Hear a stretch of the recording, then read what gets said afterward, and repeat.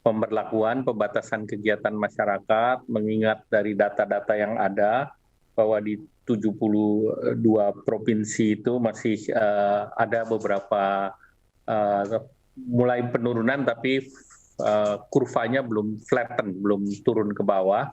Hanya di Provinsi Banten dan Yogyakarta di beberapa tempat, sehingga diputuskan untuk diperpanjang selama 2 minggu, sehingga terus akan dilanjutkan di tanggal 26 Januari sampai tanggal 8 Februari.